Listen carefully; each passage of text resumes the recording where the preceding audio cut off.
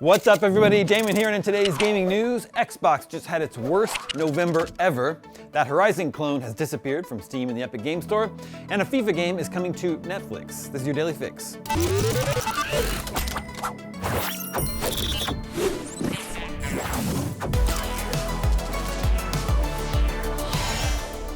This week we learned that November was a surprisingly bad month for video game spending across the board. Hardware dollar sales and physical software unit sales were both at the lowest we've seen since 1995.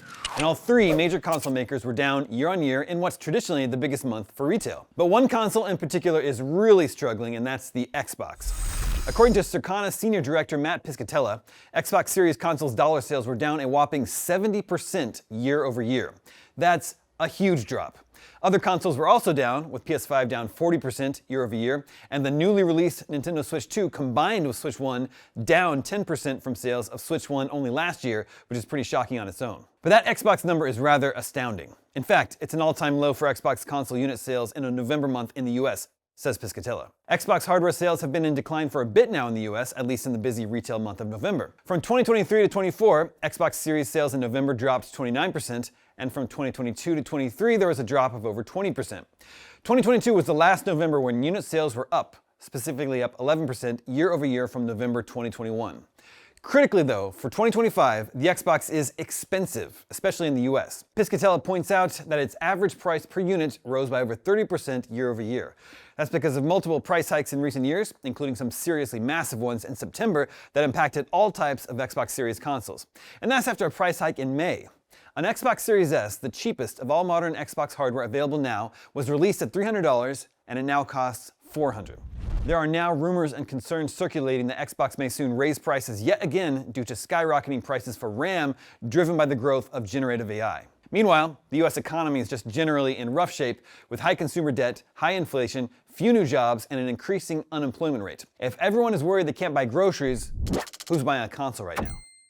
Moving on, Tencent's upcoming post-apocalyptic open-world adventure Light of Motiram, widely criticized for being a clone of Horizon Zero Dawn, has disappeared from Steam and the Epic Game Store. You may recall that Sony was suing Tencent over the project, which it had officially dubbed a slavish Horizon Zero Dawn copy via a lawsuit filed in California at the end of July.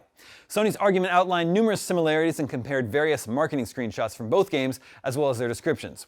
Just like Horizon, Light of Motiram takes place in a post-apocalyptic world overrun by giant robot dinosaurs who roam large natural environments such as tropical forests, deserts, and snowy mountains.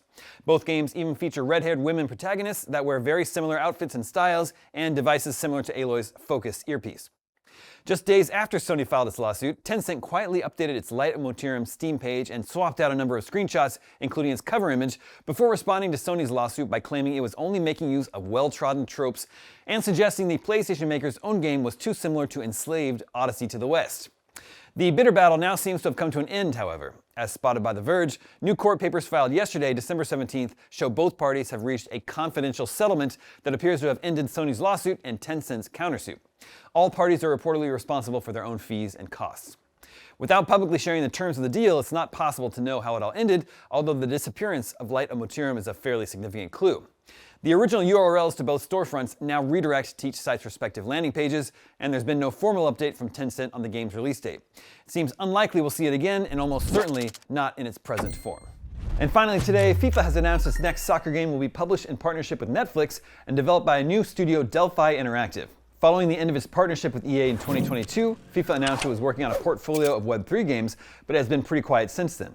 According to its president, Andy Kleinman, however, Delphi has been working for the past 30 months, quote, to continue the legacy of one of my favorite video games of all time, FIFA. Delphi, seemingly established in 2023, hasn't yet shipped a game, but describes itself as the architects behind 007 First Light, along with IO Interactive, and uncompromising about quality. While there aren't any screenshots yet, let alone gameplay, a press release claims it will be fast to learn, thrilling to master, and built for anyone to jump in, and playable, either solo or online without a controller, as all you need is Netflix and your phone. It will be available for free to Netflix members, however, Netflix stresses the game will only be available on select TVs in certain countries. The last FIFA game, made by EA, FIFA 23, was the most successful release in the franchise. And that is your Daily Fix for Thursday, December 18th. Now that you're caught up on the news, watch our reveal of the best anime series of 2025. I'm Damon Hatfield, and for all your video game news, stay tuned to IGN.